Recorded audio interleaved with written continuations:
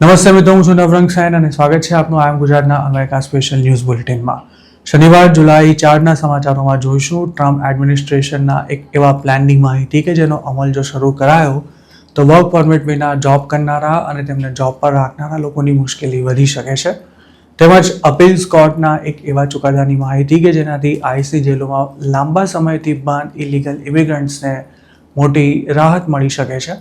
અને છેલ્લે ન્યૂ જર્સીમાં સસ્તું શાક લેવા માટે ગુજરાતીઓએ કેવી પડાપડી કરી મૂકી તેના એક વાયરલ વિડીયોની વાત અને તેના પર લોકોએ શું કહ્યું તે પણ જાણીશું.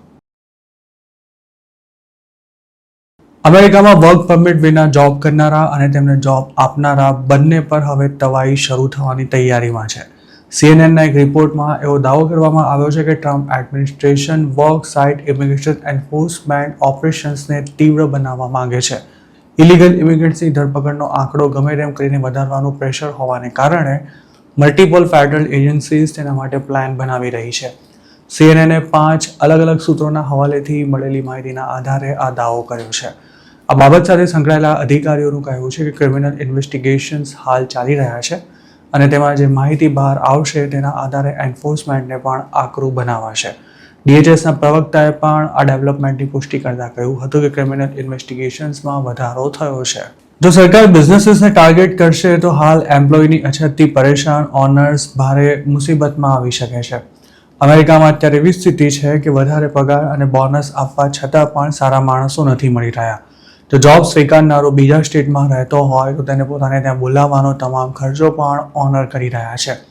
એમ્પ્લોયની તંગીને લીધે ઘણા ગુજરાતી બિઝનેસ ઓનર્સને ઇન્ડિયા આવવાના પ્લાન પણ પડતા મૂકવા પડ્યા છે અને વર્ક પરમિટ ન હોય તેવા લોકોને પણ હાલના દિવસોમાં આરામથી નોકરી મળી રહી છે.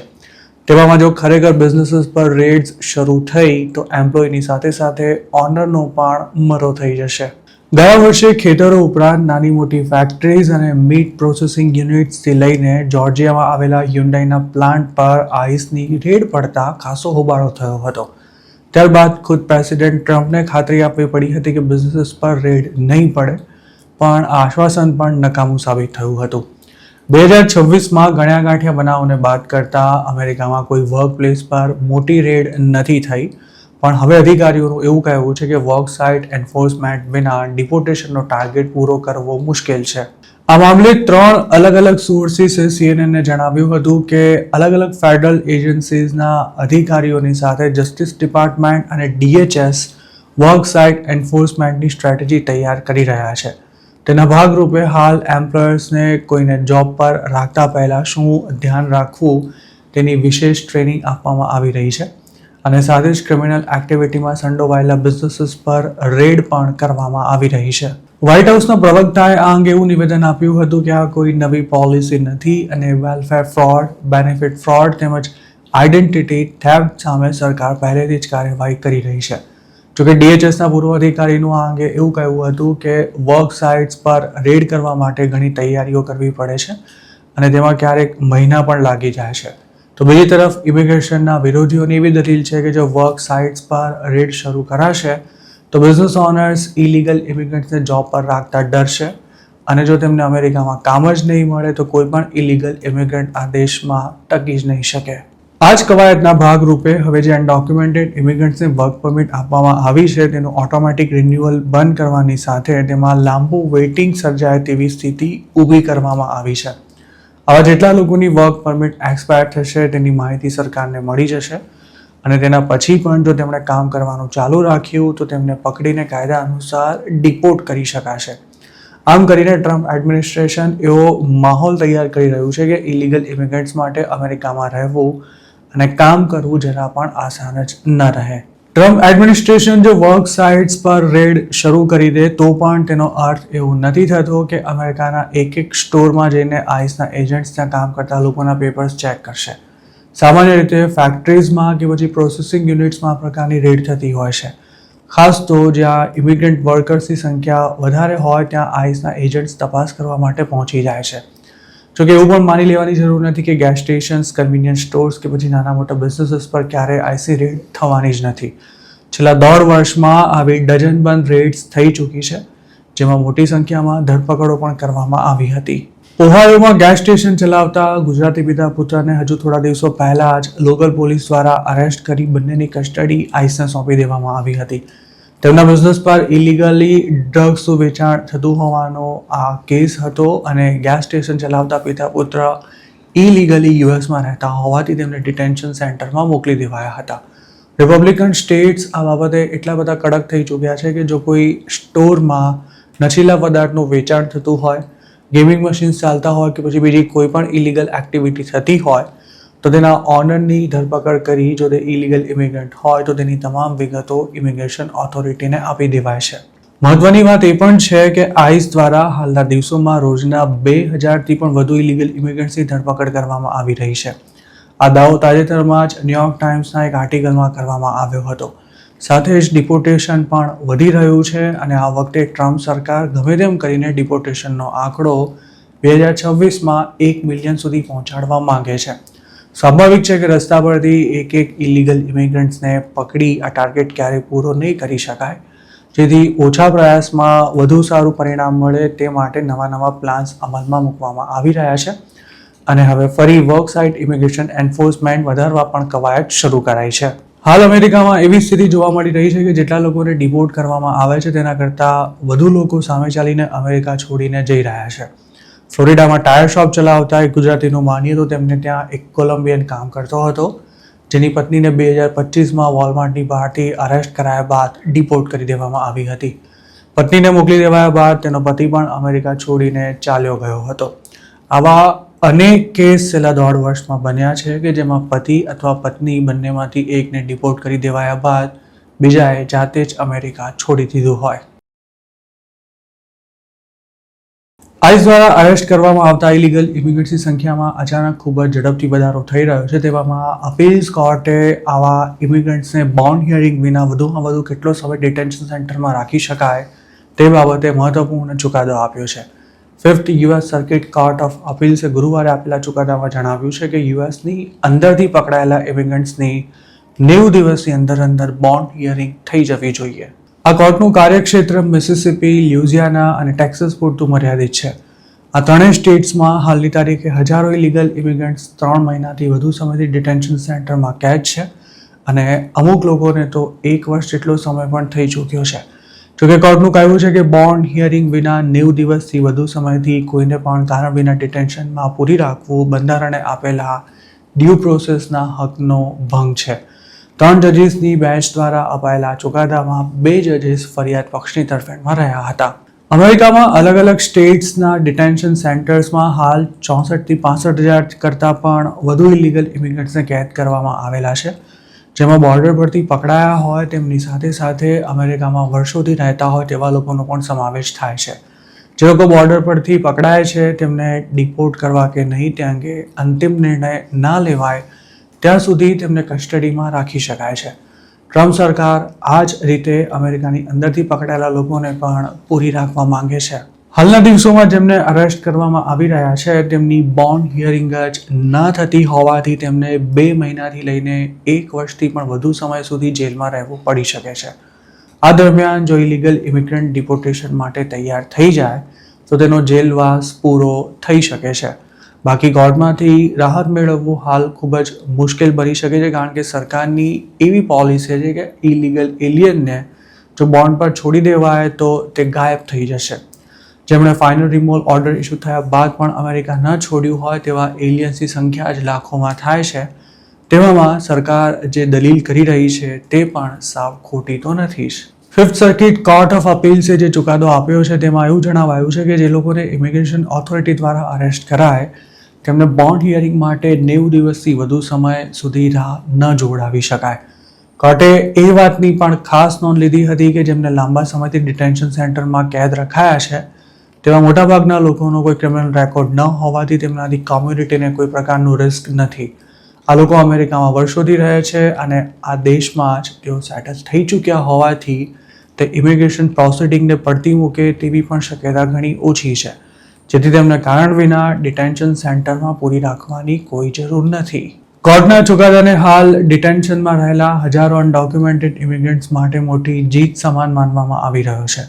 આવા હજારો ઇમિગ્રન્ટ્સે તેમને લાંબા સમય સુધી કેદ રાખવામાં આવ્યા હોવાના મામલે ફેડરલ કોર્ટ્સમાં કેસ કર્યા હતા અને ઘણા લોકો હેબિયસ કોર્પસ પિટિશન ફાઇલ કરીને રિલીઝ પણ થઈ ચૂક્યા છે.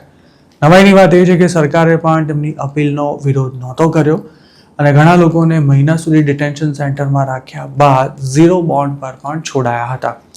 2025માં શિકાગોમાં પકડાયેલા એક ગુજરાતી સાથે પણ આવું જ થયું હતું, જેને અમુક દિવસો સુધી કસ્ટડીમાં રાખ્યા બાદ એક દિવસ અચાનક જ જેલમાંથી છોડી દેવાયો હતો.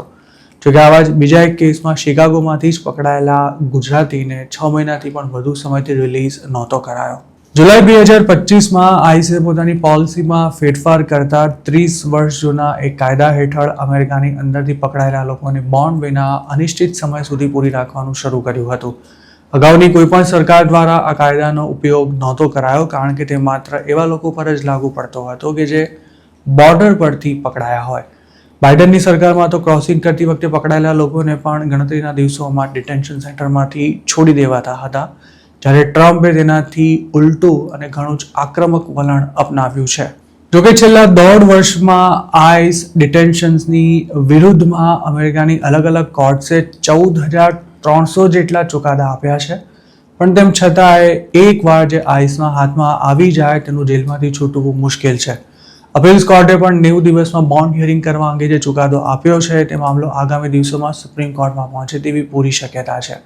ઉલ્લેખનીય છે કે જેમના અસાયલમના કેસ પેન્ડિંગ છે તેવા લોકોને પણ ધરપકડ બાદ બોન્ડ નથી મળી રહ્યા અને જેમના ફાઇનલ રિમૂવલ ઓર્ડર પેન્ડિંગ છે તેમના છૂટવાનો તો હવે કોઈ ચાન્સ જ નથી.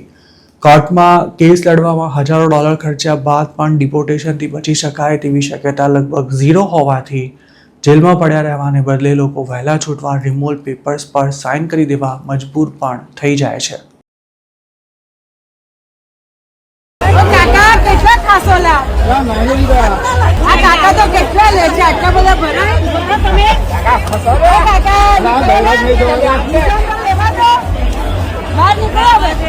ન્યૂ જર્સીનો એક એવો વિડીયો છેલ્લા 2 દિવસથી ખાસો વાયરલ થઈ રહ્યો છે કે જેને જોઈને કોઈ કહી જ ના શકે કે આ વિડીયો અમેરિકાનો છે. આ વિડીયો ન્યૂ જર્સીમાં તાજેતરમાં જ ઓપન થયેલા એક ઇન્ડિયન ગ્રોસરી સ્ટોરનો હોવાનું મનાઈ રહ્યું છે, જેમાં સસ્તું અને ફ્રેશ શાકભાજી ખરીદવા માટે આપણી ગુજરાતી પબ્લિકે રીતસરની પડાપડી કરી મૂકી. જે વિડીયો વાયરલ થયો છે તેમાં લોકો એવી રીતે શાકભાજીની બેગ ભરતા દેખાઈ રહ્યા છે કે હવે પછી જાણે કંઈ મળવાનું જ નથી. આમ તો અમેરિકામાં એક સમયે બ્લેક ફ્રાઇડે સેલ દરમિયાન આવા દ્રશ્યો જોવા મળતા હતા, પણ શાકભાજી ખરીદવા માટે આ હદે પડાપડી થઈ હોય તેવું કદાચ પહેલી વાર થયું છે. આ વિડીયોમાં લોકો બૂમાબૂમ કરવાની સાથે શાક લેવા માટે ધક્કામુક્કી કરતા પણ જોઈ શકાય છે. ખાસ તો પરવળ અને સરગવો જોઈને પબ્લિક જાણે ગાંડી થઈ ગઈ હોય તેવું વર્તન કરી રહી છે. એક કાકાને બેગમાં પરવળ ભરતા જોઈ કોઈ મહિલા એવું પણ કહે છે કે ઓ કાકા આટલા બધા લેવાય. એક દેશી આંટી તો પાછા ધક્કામુક્કી કરતા ઓ માય ગોડ એવું બોલતા પણ સાંભળી શકાય છે.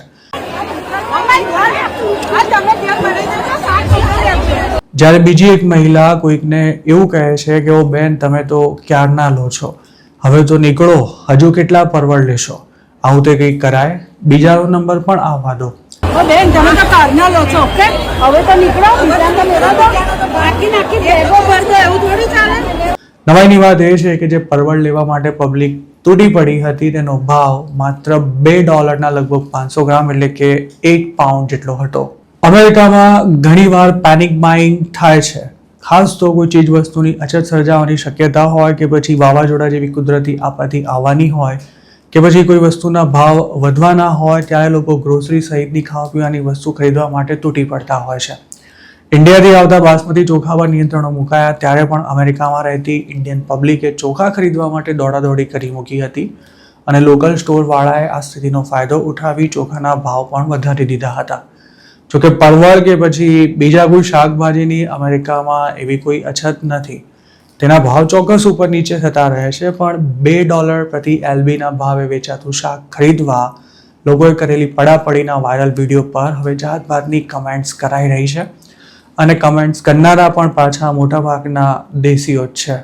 કમેન્ટ્સ કરનારા લોકોનું એવું કહેવું છે કે જેવું બ્લેક ફ્રાઇડે સેલમાં જોવા મળતું હોય છે તેમ હેવી ડિસ્કાઉન્ટ પર મળતી કોઈ પ્રીમિયમ પ્રોડક્ટને ખરીદવા માટે આ હદે પડાપડી થાય તે હજુ સમજી શકાય છે, પણ $2ની શાકભાજી માટે કોણ ધક્કામુક્કી કરે?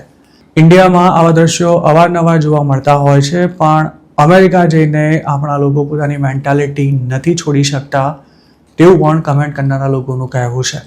જોકે કેટલાક લોકોની એવી પણ દલીલ છે કે પરવળ અમેરિકામાં બધા સ્ટોરમાં ન મળતા હોવાના કારણે તેના માટે પડાપડી થઈ રહી છે.